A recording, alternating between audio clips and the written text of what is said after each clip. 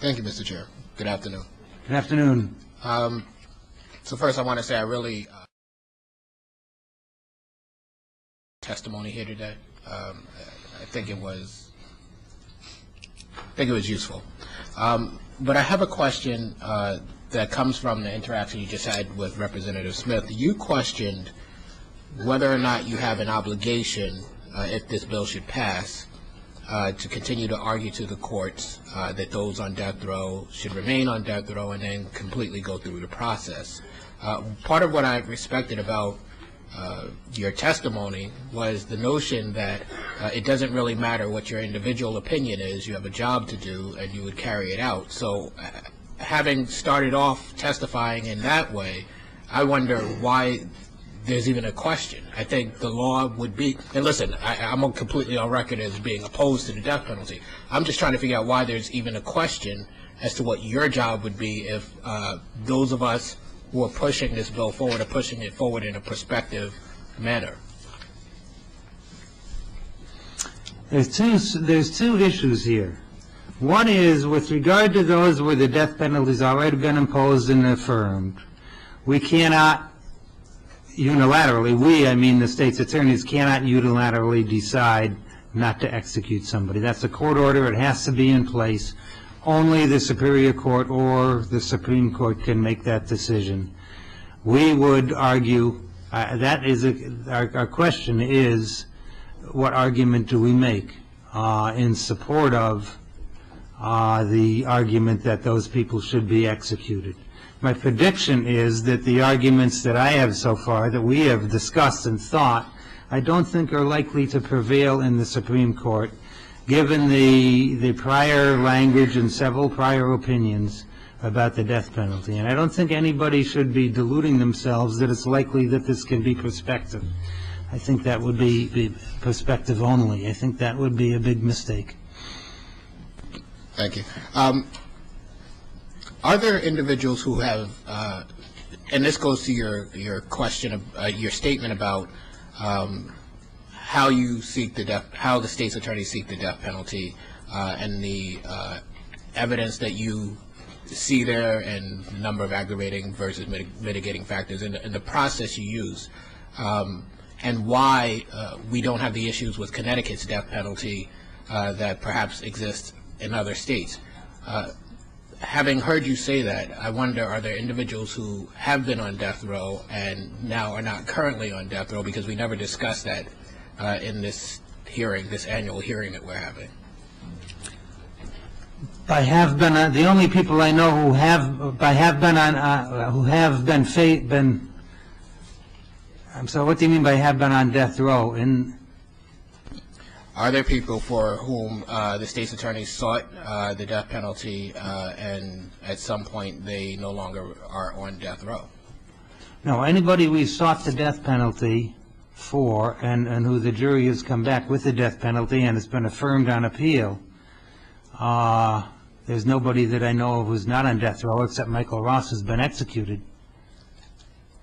Now, could corrections move somebody off death row and keep them incarcerated somewhere else other than on what we call, when you're referring to death row, I assume you mean in northern, on the wing where the people awaiting a death sentence are incarcerated. Yeah, and recognize that I'm going down a list of questions to, I think, clarify, so it doesn't necessarily, there's no angle to my question necessarily. Okay, I was just trying to understand it clearly, but.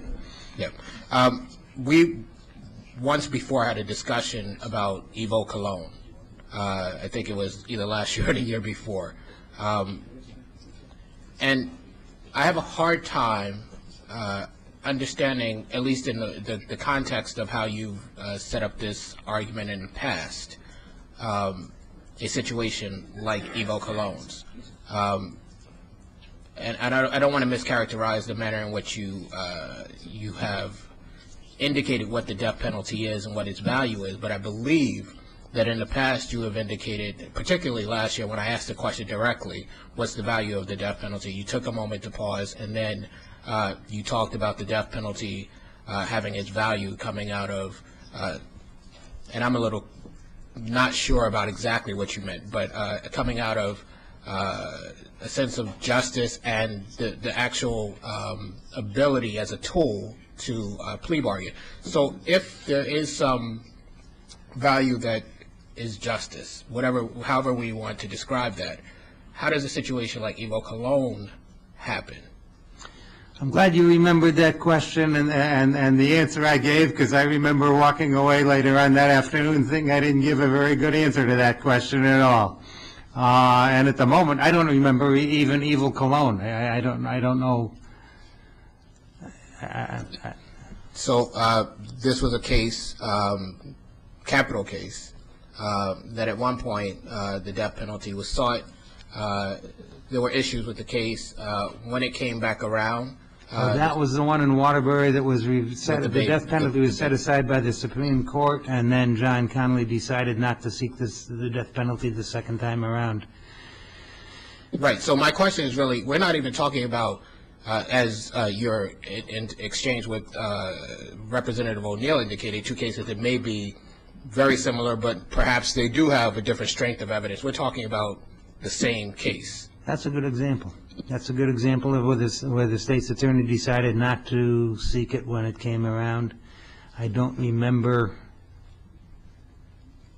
the exact reasons that he gave. My recollection is that there was some involvement with a co-defendant who did not get the death penalty, but it's clear that he made another decision after it came back and decided not to seek it. Now, why? I don't know.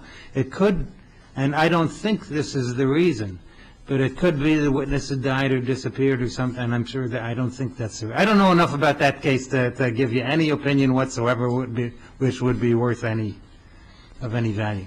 And I can appreciate that. I will say to you that I do remember that at the resolution, it was stated that the manner in which the case was resolved was still justice. And so I guess this goes towards my question about justice and the death penalty, at least in the state of Connecticut, because quite frankly at the moment I'm only concerned about Connecticut. If justice is served in that case and the death penalty, which had been sought at one point, was not required to obtain justice, I'm just trying to find out how justice is resident in the usage of the death penalty. That's a good question. When you asked it before, I didn't give a good answer, because that gets back to the question that you have to decide, I think, as a legislator, should we have the death penalty or not? I remember making an answer at one time in the midst of a bunch of questions. Well, at least I wouldn't be filing any more habeas corpus petitions. I thought that was kind of, I shouldn't have said that, but there was the one thing that after the Ross case that was obviously and patently and was huge for the victims was a sense of relief. They felt that it was finally over. I walked away that night having seen them and knowing this huge sense of relief that they felt from the fact that it was finally over.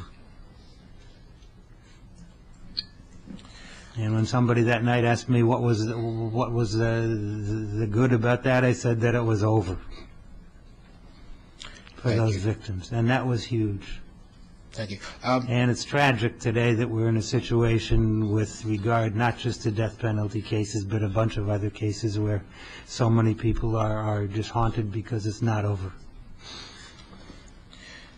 On the issue of pleading, if you are, and I think we've had this discussion before, I have trouble with the concept of using the death penalty for a plea, and I recognize what we do in other criminal cases. But if the state's attorneys are using it in that manner, if you can't get the plea, is the intention to actually go forward with the usage of the death penalty?